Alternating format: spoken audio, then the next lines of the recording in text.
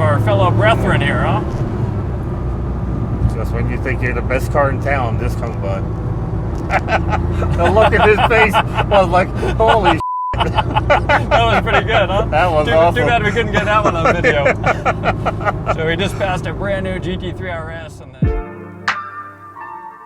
Hit that subscribe button and turn on notifications by clicking on the bell icon and never miss a video. We've got lots of Porsche content coming your way. As much as I love driving the Porsche, I usually take the Mazda, and I also review a lot of cars every year. Now, the Porsche has the Escort Redline Max 360C with the M2 Smart Dash Cam set up in it already. I don't like swapping it between cars because I have to realign that whole package. So fortunately, the sponsor of this video, Escort Radar, has sent us the Escort Max 4, which has become my go-to radar and laser detector for swapping in between cars. So it's easy as setting up your suction connector here, which is magnetic, it'll hold real well, and then attaching the power cord just like on any other radar detector. And then after a second, it turns on. The M2 Smart Dash Cam can also be paired with the Max 4 radar detector. Caution, speed camera ahead. Protect your drive. Visit escortradar.com today. You're very brave, man. You go for a passenger with somebody you don't know in a 911 GT2. It's on worse. The instructor told me you're on the track, so. What's that? I used to instruct on the racetrack. Oh, okay, so you are a glutton for punishment then. You're not some doctor who's trying to prove something at 60 years old. No. I'm not a dentist lamenting my failed Formula One career. No, I have a car to race this weekend. We don't need to race this one.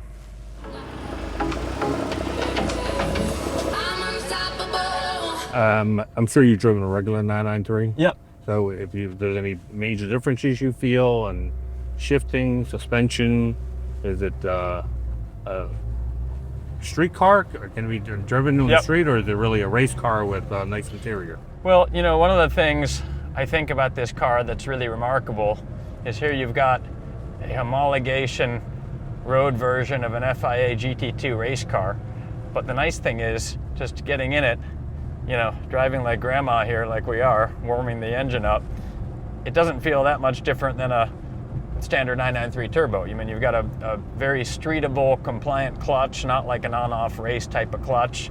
You've got, you know, familiarly weighted steering and, you know, gear change. We got a 6-speed, of course, in the GT2, but it really feels like a car that you could, you know, conceivably go commuting in. It doesn't feel, you know, particularly loud, at least driving it around at 2,000 RPM. It feels relatively civilized. I mean, we've got, you know, lightweight panels, lack of sound insulation, all part of the GT2's, you know, weight-saving measures. But just driving down the road here, I mean, you tell me, man, it feels pretty civilized and tractable, doesn't it? It has a little bit firm suspension, but certainly not what you would think a race car. It's not metal to metal. It's very compliant, I would think. It's amazing that they were taking these off the line and deciding whether it would be a street car or a race car. Yep. You know, it wasn't. The street cars weren't just for looks. They were actually the same cars they were building into race cars. Yep, absolutely, and you can feel the, you know, obviously it's a lowered, you know, stiffer suspension for the track. You've also got, you know, one of the things that visually distinguishes the GT2 is the magnesium 3-piece centerline wheels, which is, you know, allows for a wider tire and actually a wider track than a standard 993. So you feel a little bit of that driving down the road here. I will say that part of the aura of this car is it's considered as one of the widowmakers. The car with, you know, the turbo version was all-wheel drive. So while it didn't have the modern stability management that the newer cars have, it did have all-wheel drive, which made it more stable. This does not, but it has even more horsepower. Well, I think it's a car that rewards a driver who really understands power delivery of a 911 and, you know, knowing how to have it pointed in the right direction when the turbos spool up, right? I think a lot of the widowmaker reputation of some of these cars was was gained maybe due to drivers whose abilities didn't match the performance capabilities of the cars. And you're a former driving instructor, so you could probably tell me all about that. But what strikes me is that sitting in the cockpit here, it looks just like a 993. There's nothing fancy. There's nothing that says that you're sitting in a very, very special car. Well, that's true. And, you know, a couple of unique aspects, relatively unique aspects about this particular GT2. It's kind of, it's almost more of a sort of touring version, because this particular car was fitted from new with the lightweight sports seats that we're sitting in, not the full race buckets, which is an unusual choice for a GT2. This car also is fitted with air conditioning, which might come in handy since we have the windows rolled up, so our audio is good. Most GT2s were not fitted with air conditioning, so this one has a few more sort of road-going oriented creature comforts than many of the road cars were delivered with. So you know, makes it kind of a unicorn in that regard. And even though we're driving it moderately, because let's face it, this is $1 million plus car. We hope it's going to be. I think it's guaranteed to clear at least 7 figures. What about turbo lag? I don't. For the passenger seat, it feels like it has pretty good power response. You know, we haven't even engaged the turbos yet. We're just letting it warm up here. But, you know, I will be honest with you, I've never really had, I did drive this car yesterday, but never really had a lot of seat time in a 993 GT2. I think it's probably safe to say that the turbo lag is not as severe as on some of the earlier 80s, you know, 930s and single turbo cars. But, you know, we'll try to find out pretty soon without over testing these, I think, 7-year-old tires on this car. So we want to be a little bit prudent, but we will definitely get those turbos going and see what it feels like. And there's no, obviously, Porsche hadn't got into the really fancy active management on suspension. It was all, it is what it is, type of suspension that they had set. Well, it's a driver's car. I mean, it's very much, I mean, the term I think we use for these cars today is analog, yep. You know, because all the modern ones have, you know, a number of electronic aids. But yeah, I mean, this is very much an analog driver's car built for fast road touring. You know, it's sort of a, you know, the essence of what a 911 turbo really ought to be. The only problem I can see owning a car like this is, much like having a Speedster, everyone's going to ask you, is it real?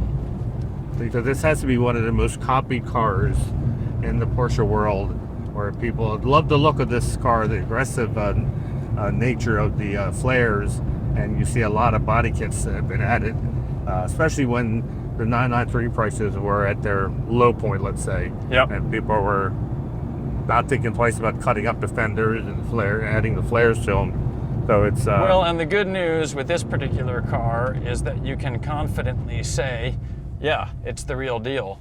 You know, this is a factory GT2. It was delivered new in the Netherlands. This car, like many of the GT2s, actually went to Japan early in its life in, I think, 1996, and lived there for about 20 years. And, you know, was used as a, just a sort of, generally used as a street car. It only has 37,000 kilometers, so about equivalent of about 23,000 or 24,000 miles, something like that. Just feel about that turbo lag. It doesn't seem like it lags too much, does it? No. Oh. I want to scare the locals here. I don't want to get taken out by a Chevy. Yeah. This road is a little bit bumpy, so we can really feel the suspension, can't we?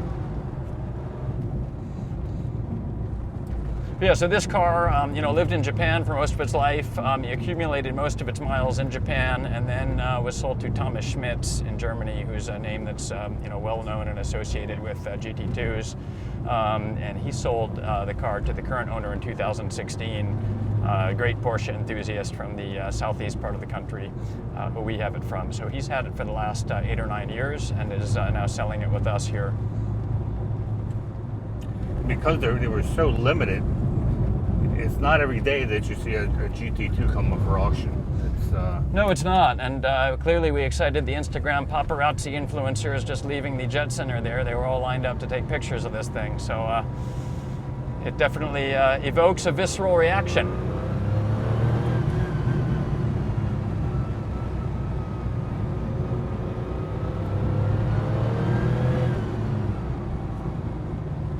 Well, you know, one of the things, Manny, that we didn't really touch on that really distinguishes the GT2, you know, visually and from a performance standpoint, is the considerable amount of aero that Porsche added to this car to make it stick at high speeds. You know, when you're going to tracks like Daytona or, you know, racing a GT2 at Le Mans, GT2 is readily recognizable by its very, very large rear factory spoiler designed to keep the downforce and keep the car on the ground at you know, speeds approaching 200 miles an hour, right?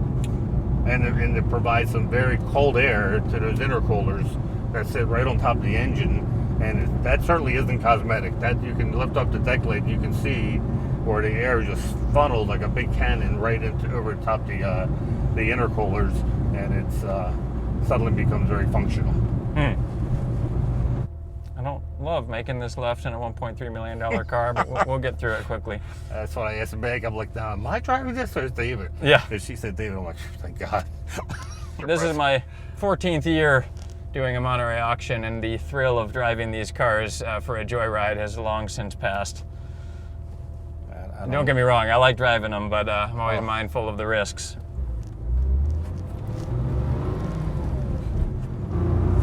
Here's one of our fellow brethren here, huh? Just when you think you're the best car in town, this comes by. The look at his face was like, holy shit.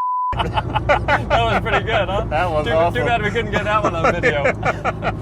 So we just passed a brand new GT3 RS, and the guy's eyes just about popped out of his head when he saw the 993 GT2 coming by.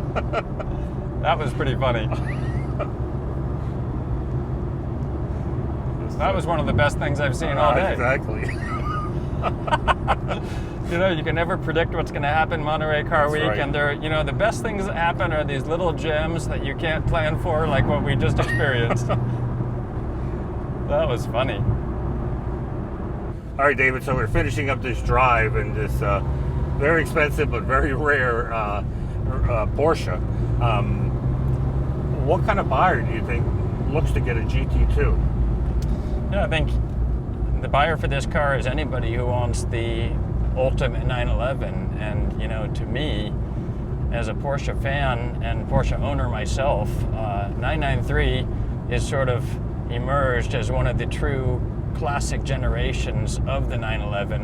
And a 993 GT2 is as good as you can get if you're going for a 993. So I think there's a very wide potential audience for this car. And there's a lot of guys who have nice Porsche collections that might be missing a crown jewel. Yep, we always call it the GOAT because this is the one that everyone wants. And I really appreciate you taking the time to show us the car and what it can do. And we're excited to see it cross the auction block. It's my pleasure, Manny. Great to be with you and PCA and Porsche Panorama. It's a great pleasure to have you guys here at the Broad Arrow at the Monterey Jet Center. All right, check out the video to see what it finishes up with the auction. I know the guy, the GT3 RS that we passed, there's somebody still talking. Was that a real one? Yeah, you're right. Because we're in Monterey, there's a very good chance that it was a real one. Right. We looked at a GT40, it was a replica of ours at the hotel, and I'm like, you know, if it wasn't for Monterey, I would say it's a replica, but